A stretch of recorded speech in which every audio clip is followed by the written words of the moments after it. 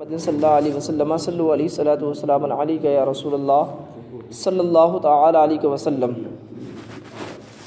یہاں سے ایک احادیث پاک بیان کی جاتی ہے کہ صحیح بخاری و مسلم میں عقبہ بن عامر رضی اللہ تعالی عنہ سے مروی ہے کہ رسول اللہ صلی اللہ علیہ وسلم نے فرمایا کہ عورتوں کے پاس جانے سے بچو۔ ایک شخص نے عرض کی یا رسول اللہ دیور کے متعلق کیا حکم ہے؟ فرمایا کہ دیور موت ہے، یعنی دیور کے سامنے ہونا گویا موت کا سامنا ہے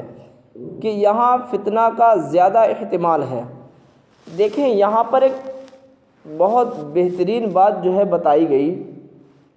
سرکار نے فرمایا کہ تم عورتوں کے پاس جانے سے بچو، کیونکہ ایسا ہوتا ہے کہ رشتہ دار ہیں اور وہ کیا کرتے ہیں، جب اپنے رشتہ داری میں جاتے ہیں پھر وہ عورتوں سے جا کر کے بیٹھ کر کے ہنسی مذاق کرتے ہیں، بیٹھ کر سے ان سے گفتگو کرتے ہیں۔ اور کہیں کہیں بعض اوقات ایسا بھی ہوتا ہے کہ کسی کا شوہر پردیس کام پر چلا گیا اور اس وقت تنہا عورت ہوتی ہے گھر کے اندر، اس کے بچے ہوتے ہیں اور تنہا عورت ہوتی ہے، تو اس وقت جو انسان اس وقت سرکار نے جو ہے سختی کے ساتھ منع فرمایا کہ اس وقت تم بالکل بھی نہ جاؤ، کیونکہ اس وقت کیا ہوتا ہے کہ شیطان اپنا پورا حملہ کرتا ہے اس بندے پر، اور پھر یہ ہے دونوں طرف سے آگ بھڑکاتا ہے، اور جب عورت تنہا ہوتی ہے گھر کے اندر تو شہوتیں ابھرتی ہیں۔ تو اس لیے سرکار نے فرمایا کہ جب گھر میں عورتیں تنہا ہو تو تم ان کے گھروں میں نہ جایا کرو۔ تو ہمیں چاہیے کہ اگر کسی کا شوہر پردیس پر گیا ہے تو چاہیے کہ ہم اس کے گھر پر نہ جائیں۔ اگر کوئی کام اتفاق پڑ گیا، گئے اور کچھ دیر فوراً واپس اس کے یہاں جا کر کے اس سے بات چیت نہ کرے زیادہ جا کر کے، کہ اس میں کیا ہوتا ہے شیطان اپنا وار کرتا ہے، اور کبھی ایسا ہوتا ہے کہ سارے معاملات ہو جاتے ہیں۔ اللہ کی پناہ چاہتے ایسے اس وقت پناہ چاہو اللہ سے کہ رب کائنات ایسے معاملات سے بچا لے وہ مولا۔ اور فرمایا دیور کے لیے، یہ تو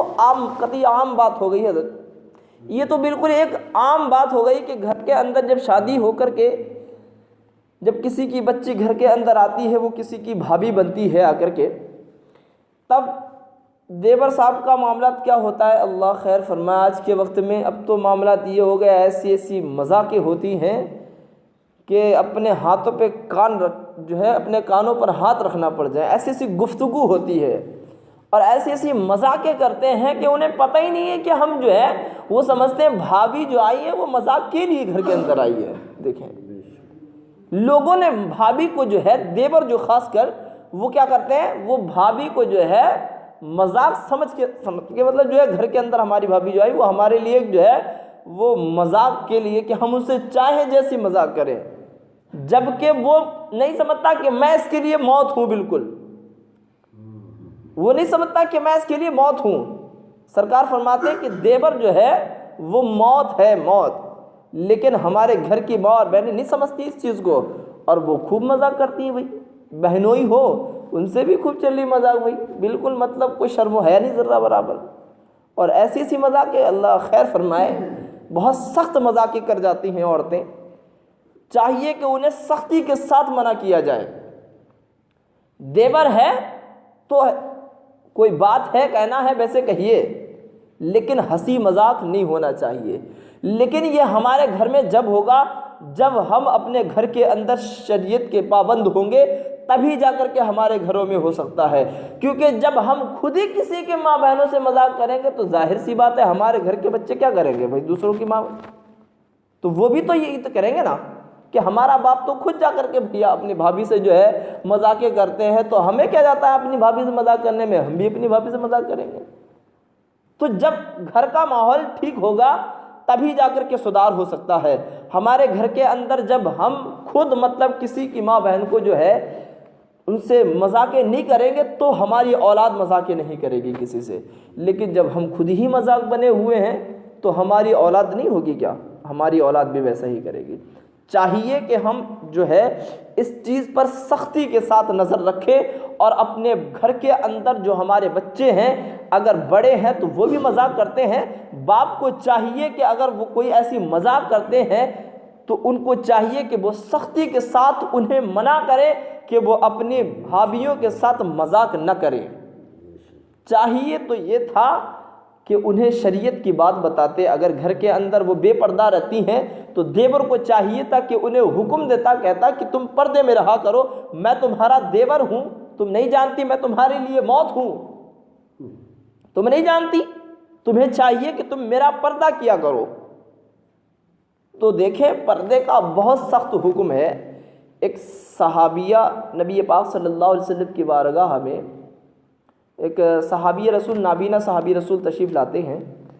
تو وہ صحابیہ بیان کرتی ہے، نبی پاک صلی اللہ علیہ وسلم نے فرمایا اے میری پیاری صحابی تم جو ہے پردہ کرو۔ تو وہ فرماتے ہیں کہ یا رسول اللہ، نبی پاک صلی اللہ علیہ وسلم سے فرماتے ہیں کہ وہ تو نابینا ہے، وہ کیا دیکھ سکتے ہیں؟ سرکار فرماتے ہیں پر تم تو دیکھ سکتی ہو نا، تم تو آنکھ والی ہو نا، تم تو دیکھ رہی ہو نا اسے، اس لیے تم پردہ کرو۔ مطلب دیکھیں وہ وہاں نابینا وہ نہیں دیکھ سکتے تھے، لیکن سرکار فرماتے ہیں تم مجھ سے پردہ کرو۔ تو وہاں وہ نابینا کا معاملہ سرکار نے کتنی سختی کے ساتھ فرمایا۔ لیکن آج ہم لوگ ہیں، ہم تو دیکھ بھی سکتے ہیں سب کچھ، لیکن سب کچھ کر سکتے ہیں، لیکن ہم پھر بھی جو ہے نہیں مانتے اس چیزوں، ہم پھر بھی مذاق کرتے ہیں۔ چاہیے کہ ہم ان ساری چیزوں پر نگاہ رکھیں۔ ایک حدیث پاک اور سنتے چلیں، ترمذی نے ابن عمر رضی اللہ تعالی عنہما سے روایت کی کہ رسول اللہ صلی اللہ علیہ وسلم نے فرمایا کہ برہنہ ہونے سے بچو، کیونکہ تمہارے ساتھ وہ فرشتے ہوتے ہیں جو جدا نہیں ہوتے مگر صرف پاخانہ کے وقت اور اس وقت جب مرد اپنی عورت کے پاس جاتا ہے، لہٰذا ان سے حیا کرو اور ان کا اکرام کرو۔ دیکھیں یہاں پر جو ہے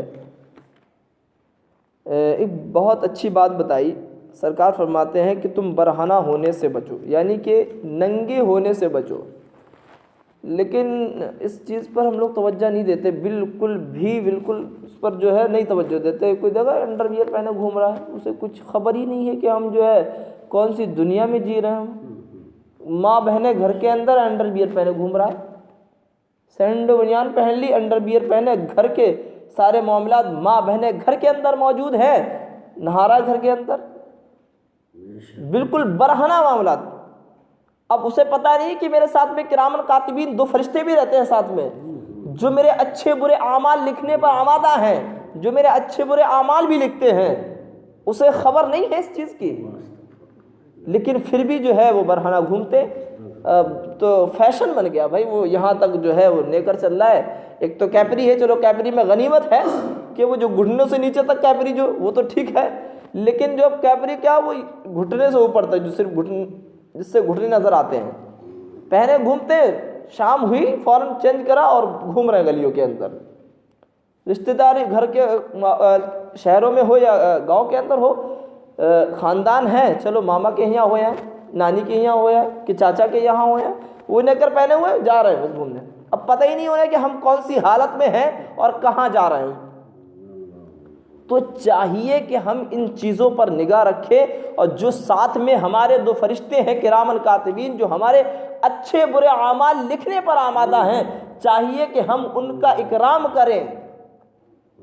چاہیے کہ ہم نگاہ رکھیں کہ ہمارے ساتھ میں 2 فرشتے ہیں جو ہمارا اچھا برا اعمال لکھتے ہیں۔ چاہیے کہ ہم اس چیز سے بچیں، برہنہ رہنے سے۔ انسان کو ناپاک ہمیشہ نہیں رہنا چاہیے، ہمیشہ اپنے جو ہے سطر کا لحاظ رکھنا چاہیے۔ اگر آپ کے گھر کے اندر آپ کا بچہ نیکر پہن کے نہاتا ہے تو آپ سختی کیجیے اس پر کہ اگر نہائے بھی، اگر نہانا چاہتا ہے تو غسل خانے کے اندر نہائے، چاہے جس طریقے سے نہائے،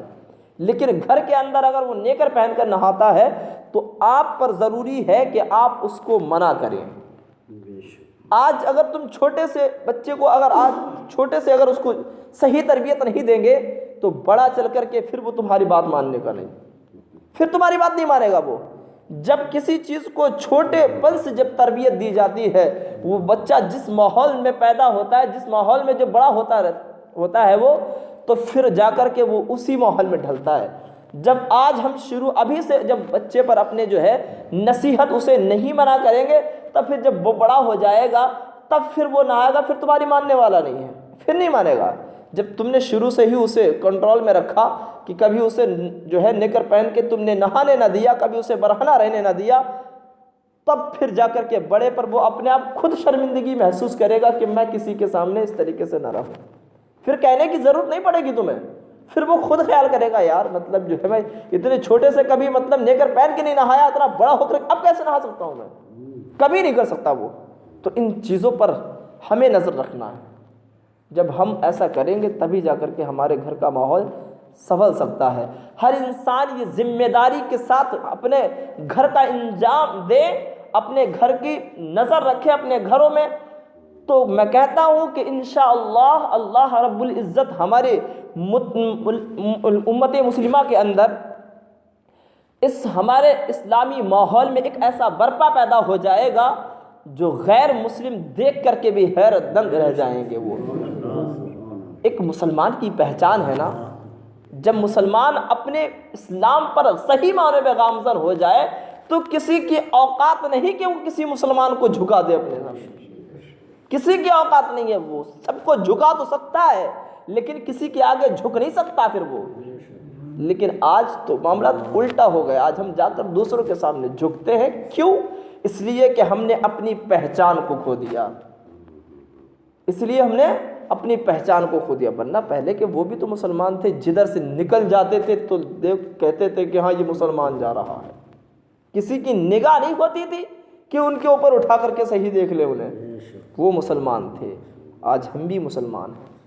اللہ رب العزت کی بارگاہ میں دعا ہے بار الہ ہم سب کو مالک مولا شریعت مطہرہ کا پابند بنائے، اور پروردگار عالم ہم سب کے گناہوں کی مولا مغفرت فرما دے، ہم سب کو مالک مولا اہدنا الصراط المستقیم پر قائم و دائم فرمائے۔ استغفر اللہ ربی من کل ذنب واتوب الیہ، وصلی اللہ تعالی علی خیر خلق و نور عرش محمد و آلہ و صحبہ اجمعین برحمتک یا ارحم الراحمین، لا الہ الا اللہ محمد رسول اللہ۔